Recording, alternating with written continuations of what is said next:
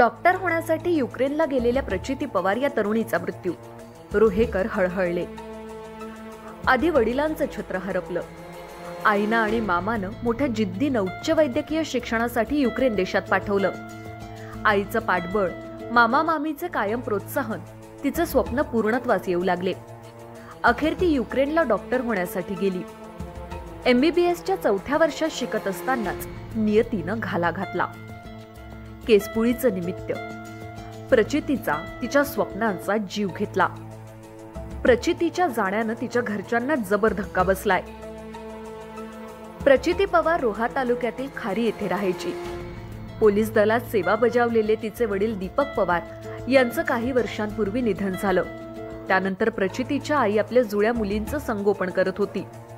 तिचे भाऊ मागे भक्कमपणे उभे होते. दोन्ही मुली प्रचंड उत्साही, काहीतरी नवं करण्याची धमक असलेल्या सर्वांनीच पाहिल्या. डॉक्टर होण्याचं स्वप्न उराशी बाळगून प्रचितीनं थेट युक्रेन देश गाठला. आईचं पाठबळ आणि डॉक्टर तेजकुमार आपणकर, सतेज आपणकर यांनी सतत प्रोत्साहन दिलं. त्याच जोरावर प्रचितीनं युक्रेनच्या विद्यालयात MBBSचं शिक्षण तिचं चालू होतं. ती 4थ्या वर्षात शिकत होती. युद्धकाळात काही महिने प्रचिती मायदेशी होती. युद्धाचं सावट काहीसं दूर झाल्यानं पुन्हा नव्या उत्साहानं ती युक्रेनला गेली. शिक्षणात गुंतलेली असताना मागील आठवड्यात प्रचितीला केसपुळी झाली. केसपुळीनं प्रखर रूप धारण केलं.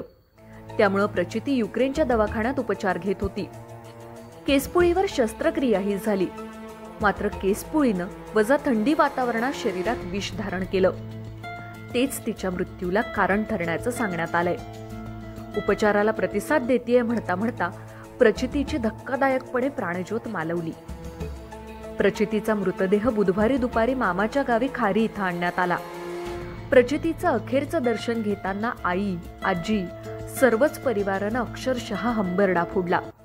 नेमकं काय झालं याच कल्पनेनं सर्वांनाच भरून आलं.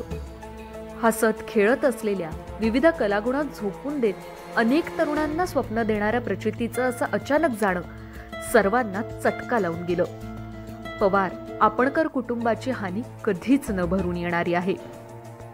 डॉक्टर होण्याचं स्वप्न घेऊन परदेशात गेलेली प्रचिती कायमची निघून गेली. डॉक्टर होण्याचे प्रचितीचे सर्वांसाठीचं स्वप्न अधुरं राहिलं. या आघातानं आई, आजी, मामा, तिच्या पूर्ण कुटुंबावर अक्षरशः दुःखाचा डोंगर कोसळलाय.